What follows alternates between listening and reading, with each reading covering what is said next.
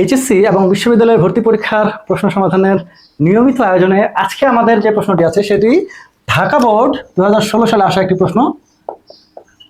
খেয়াল করে দেখো, এখানে জাস্ট একটি চিত্র দেওয়া আছে যেখানে আমাদের ফ্লাক্সগুলো বাইরে বেরিয়ে যেতে দেখছি আমরা।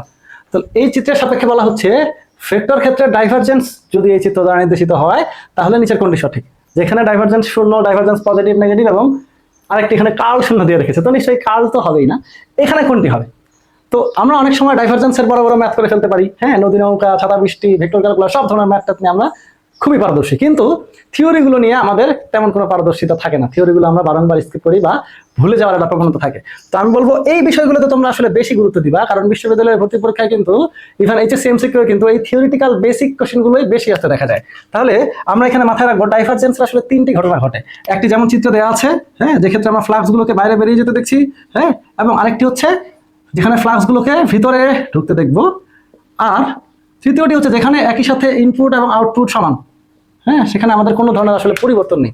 তো এটা এখানে মাথায় রাখতে হবে, যখন ফ্লাক্সগুলো বাইরে বেরিয়ে যাচ্ছে এটা দিয়ে বোঝাচ্ছে আসলে আমাদের আয়তন বৃদ্ধি, এটা দিয়ে বোঝাচ্ছে আয়তন বৃদ্ধি এবং ঘনত্ব হ্রাস, এটা দিয়ে বোঝাচ্ছে আয়তন বৃদ্ধি এবং ঘনত্ব হ্রাস, যেটা ডাইভারজেন্সের রেজাল্ট পজিটিভ নির্দেশ করে।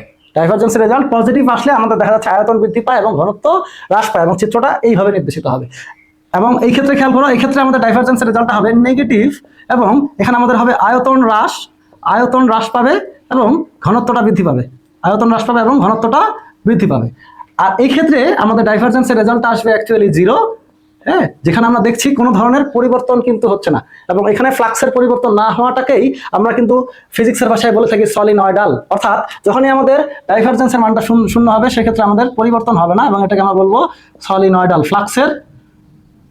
ফ্লাক্সের পরিবর্তন না হওয়াকে আমরা বলছি সলিনয়েডাল। তো আশা করছি এই ডাইভারজেন্স সংক্রান্ত ডাইভারজেন্সের রেজাল্টটা 0, নেগেটিভ এবং পজিটিভ এই তিন ক্ষেত্রে আমাদের আয়তনের পরিবর্তন, ঘনত্বের পরিবর্তন এবং চিত্রটা কেমন হবে এই বিষয়টা তোমরা খুব সহজেই পরবর্তীতে পরীক্ষা আসলে অ্যান্সার করে ফেলতে পারবা।